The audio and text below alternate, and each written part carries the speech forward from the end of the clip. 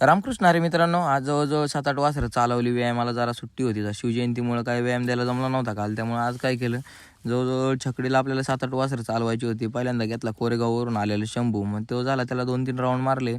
आणि नंतर आपल्याकडं मुंबईवरून जो पनवेलचा खैऱ्या नावाचा आदत खोंड आलेला आहे, जो त्यांच्याकडे 1000-1100 फुटाला तोंडाला कमी येत होता. पण आता जवळजवळ महिना सव्वा महिना होत आला आपल्याकडे. वासरू एकदम शिस्तीचं आहे, त्यामुळे त्याचं पुढचं पण स्पीड वाढलेलं आहे. व्यायाम वगैरे सगळं ते अंगी लावून घेते. ओके पाहिजे असं आपल्याला ते कोऑपरेट करते. वासरू पुढच्या रानात पण आता पळायला लागलेलं. त्यानंतर आपल्याकडे इकडे बावधनवरून राणा नावाचा जो आदत खोंड आलेला आहे, त्याला आपण व्यायाम देतो. वासरू एकदम ओके बांधे बेंद्राला. लवकरच हे पण वासरू ट्रेन होईल, कारण व्यायामाला शिस्तीत चालते वगैरे.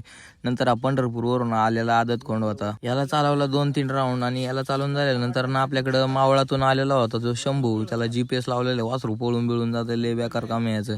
त्याला धरायला पण 2-3 माणसं व्यवस्थित लागतात. बुजिरे जरा पळून जाते. ते झाल्यानंतर हा पण दुसरा शंभू आलेला होता ना आपल्याकडे, ह्याचं पण नाव शंभूचे. तर मित्रांनो, हे वासरू जरा आतमध्ये पडतंय चालताना वगैरे, दांड्या बिंड्या नाही का. म्हणजे व्हिडिओ काढायला जरी पोरगा थांबलेला असेल, ते आधीच 50 फूट तिकडून आत दांडी चालत येते तिकडून, त्यामुळे ह्याला पण जास्त चालवायची गरज होती. बघू शकता, डायरेक्ट जागेवर ब्रेकच मारता ते. पण त्याला पाखराच्या गळ्यात घातला होता, त्याने किती पायरवलं तरी पाखरा त्याला उचलूनच नेणार म्हणलं. त्याला असं 3-4 राऊंड मारलं, त्याला एक राऊंड जरा एक्स्ट्राचाच मारला. मग त्यानंतर आपला मका कापायचा टाइम झाला होता. इकडे रामभाऊला आणि पाखराला आणला आणि फुल गाडीवरून चालली. एका टायमाला एवढी मका लागते आपल्याला. फॉलो करायला विसरू नका. जय श्रीराम.